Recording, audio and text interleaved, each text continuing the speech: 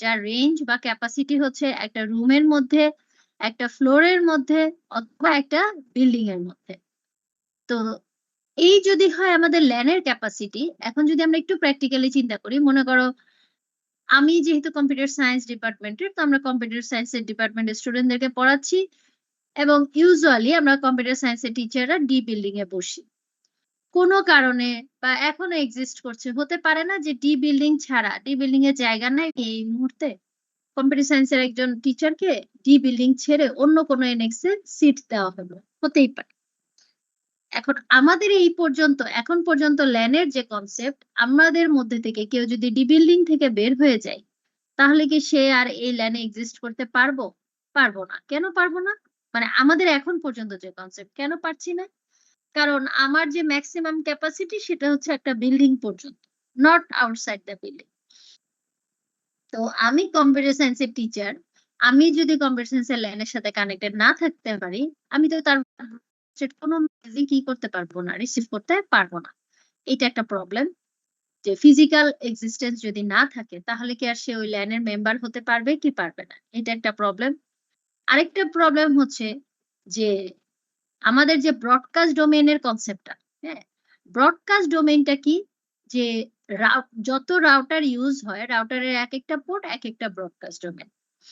আমার যখন অসংখ্য ছোট ছোট ল্যান ক্রিয়েট করতে হয়, তখন ওই ল্যান টু ল্যান কমিউনিকেশনের জন্য আবার অনেকগুলো রাউটারও কানেক্টেড করতে হয়। করতে যে কি হচ্ছে, এক একটা পোর্ট দিয়ে আমাদের ব্রডকাস্ট ডোমেইন গুলোকে আলাদা করে নিতে হচ্ছে। ঠিক আছে, সো এটাতে দেখা যায় নেটওয়ার্কের পারফরমেন্স কি হয়ে যায়, স্লো ডাউন হয়ে যায়, এবং সিকিউরিটি ইস্যুসও দাঁড়িয়ে যায়। এই সবগুলো প্রবলেমকে হ্যান্ডেল করার জন্য যে মেথডটা অ্যাপ্লাই করা হয়েছে তার নাম হচ্ছে ভিল্যান। ভিল্যান বেসিক্যালি কার মতো অ্যাক্ট করে, একটা ফিজিক্যাল ল্যানের মতো, but it allows hosts to be grouped together in the same broadcast domain even if they are not connected to the same switch. ঠিক আছে, সেম সুইচের আন্ডারে না থাকলেও তারা কি করতে পারে, তারা একটা ল্যানের মতো করে কাজ করতে পারে একই ব্রডকাস্ট ডোমেনের আন্ডারে থেকে। এই কারণে এখানে যেটা 3 নাম্বার পয়েন্ট হিসেবে দেখানো হয়েছে, এই জিনিসটা সবসময় মাথায় রাখবা।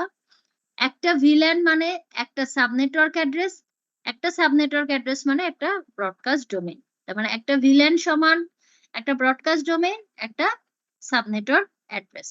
ঠিক আছে, ভিল্যানের অনেকগুলো অ্যাডভান্টেজেস আছে। একটা হচ্ছে তার পারফরমেন্স। হ্যাঁ, ভিল্যান যেহেতু ব্রডকাস্ট ডোমেইনকে স্প্লিট আপ করতে পারে, সেটা অবশ্যই নেটওয়ার্কের পারফরমেন্সকে ইমপ্রুভ করবে। সিকিউরিটি কি, লার্জ ডোমেইন থেকে স্মল কলিশন ডোমেইন সিকিউরিটিটাকে এনহ্যান্স করে থাকে। আর ম্যালিশিয়াস ইউজার খুব ইজিলি ভিল্যানে কানেক্টেড হতে পারে না, কারণ হচ্ছে যেহেতু সুইচ পোর্ট গুলো লিমিটেড হয়ে যায়, সিস্টেম অ্যাডমিন এটাকে ম্যানেজেবল ফর্মে নিয়ে আসতে পারে।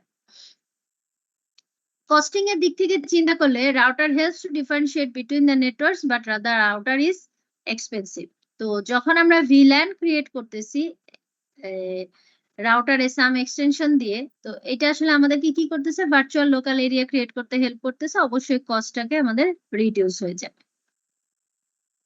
ঠিক আছে, লোকেশন আমরা শুরুতেই বললাম যে it has got the ability to add wanted users to use a VLAN regardless of their physical location. তার মানে আমি ডি বিল্ডিং এ না বসেও NX1 NX2 তে বসেও আমি কি হতে পারবো, কম্পিউটার সায়েন্সের ইউজার হতে পারবো, ওই সাবনেটে আমি থাকতে পারবো। এই মারাত্মক সুবিধাটা কে নিয়ে আসতেছে, ভিল্যান নিয়ে আসতেছে। ম্যানেজমেন্ট হচ্ছে a single port configuration can assign a new student or a new employee in VLAN. হ্যাঁ, it is easily manageable. যে কোনো নতুন স্টুডেন্ট, নতুন এমপ্লয়ি, নতুন ফ্যাকাল্টি, নতুন কেউ জয়েন করলো, তাকে আমি কোথায় দিব, কোথাও না কোথাও তো আমার তাকে অ্যাসাইন করতে পারতে হবে। এটা ভিল্যান খুব ইজিলি কি করতে পারে, ম্যানেজ করতে পারে। মানে একই সুইচের আন্ডারে আমরা মাল্টিপল ভিল্যান্স ক্রিয়েট করতে পারি। ওই সিঙ্গেল ভিল্যান একটা সুইচের মধ্যে আবার একটা ল্যানের মতো করে আচরণ করবে। ভিল্যানে 2 ধরনের কানেকশন লিংক আছে। ইউজার গুলো যে পোর্ট দিয়ে কানেক্টেড থাকে তাকে বলা হয় এক্সেস পোর্ট বা এক্সেস লিংক, আর সুইচ থেকে সুইচ বা সুইচ থেকে রাউটার যে পোর্ট দিয়ে কানেক্টেড থাকে তাকে বলা হয় ট্রাঙ্ক পোর্ট বা ট্রাঙ্ক লিংক। এখন এই ট্রাঙ্ক পোর্টের বিষয়টা কি, ট্রাঙ্ক পোর্টটাকে হ্যান্ডেল করা হয় IEEE 802.1q প্রোটোকলের মাধ্যমে, যেখানে আসলে অ্যালাউ করা হয় to trunk between switches or to trunk between switch to router in any environment. ঠিক আছে? আর রাউটার অন এ স্টিক যে প্রবলেমটা, এটাকে বলা হয় is a type of router configuration in which a single physical interface manages traffic between multiple VLANs on a network. এটার মানে হচ্ছে, এখানে যে ফিগারটা আমরা দেখতে পাচ্ছি, দেখো একটা সুইচের সাথে ভিল্যান 10 কানেক্টেড। ভিল্যান 10 কানেক্টেড মানে সে একটা ইন্ডিভিজুয়াল সাবনেট। ভিল্যান 20 কানেক্টেড, সে আরেকটা ইন্ডিভিজুয়াল সাবনেট। ভিল্যান 30 কানেক্টেড, সে আরেকটা ইন্ডিভিজুয়াল সাবনেট। মানে আমরা এতদিন যে সাবনেটিং করছি ভিএলএসএম করে, মনে করো এটা হচ্ছে আমাদের ফার্স্ট সাবনেটটা, যে 700 হোস্টের জন্য আমরা যে অ্যাড্রেসটা নিয়েছিলাম তাদেরকে রাখছি ভিল্যান 10 এ। 500 হোস্টের জন্য যাদেরকে নিয়েছিলাম তাদেরকে রাখলাম ভিল্যান 20 তে। তারপরে কি 200 হোস্টের জন্য যাদেরকে নিয়েছিলাম তাদেরকে রাখলাম ভিল্যান 30 তে। তাহলে চিন্তা করো, আমরা এতদিন পর্যন্ত ভিল্যান 700 একটা সুইচে রাখতেছিলাম, ভিল্যান 500 আরেকটা সুইচে রাখতেছিলাম, ভিল্যান 200 অন্য একটা সুইচে রাখতেছিলাম। আমরা এদের সবাইকে কি করতে পারি, একই সুইচের আন্ডারে রাখতে পারি, এবং অন্য সুইচের আন্ডারেও আবার এই তিনজনকে রাখতে পারি। তার মানে হচ্ছে, এই সুইচটা যদি আমার বিল্ডিং ডি তে এক্সিস্ট করে, যারা এই 3 ধরনের সাবনেটকে ক্যারি করতেছে, আবার আরেকটা সুইচ যদি NX1 এ থাকে, তারাও এই 3 ধরনের সাবনেটকে ক্যারি করতে পারে।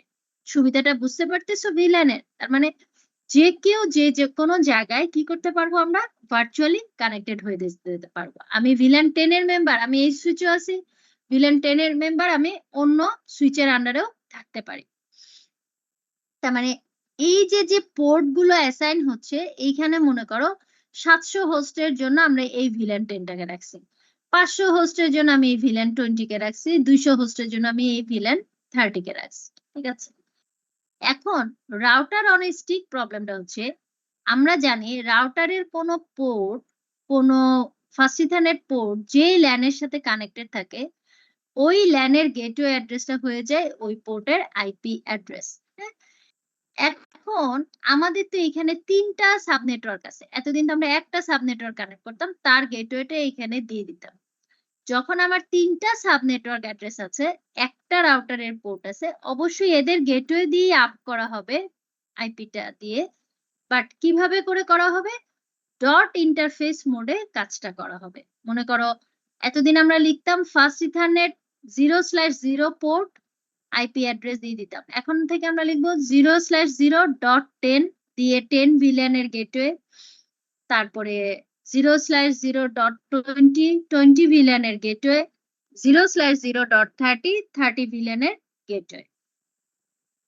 এইভাবে করে রাউটারের একটা পোর্টকে যদি অ্যাসাইন করা হয়, সে আসলে আমাদের জন্য কি করতে পারে, ইন্টার ভিল্যান রাউটিং এর কাজটা করতে পারে।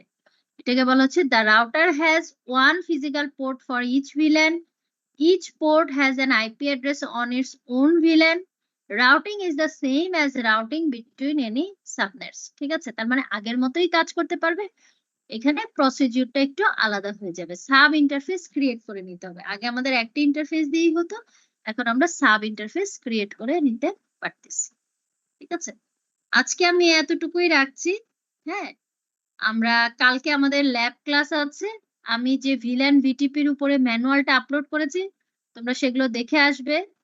তোমাদের ল্যাবে রিপ রাউটিং করানো হয়েছিল, শেষ হয়েছিল?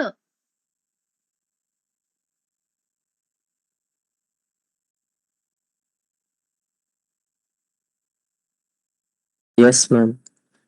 কেউ বলতে পারছো না? হ্যাঁ, শেষ হয়েছিল। হ্যাঁ, কালকের ল্যাবে আমরা ভিল্যান ভিটিপিটা শুরু করব। ঠিক আছে? তো তোমরা সেভাবে করে আসবে। আজকে আমরা থিওরিটিক্যালি একটু দেখলাম, কালকে ল্যাবে এসে আমি আবার যখন দেখাবো তখন আরো ইজি লাগবে। ঠিক আছে? আর আজকের ক্লাসগুলো থেকেও যদি কারো কোনো কোয়েশ্চেন থেকে থাকে, তাহলে আমরা যেন এটা অ্যান্সারটা করে ফেলতে পারি। ওকে?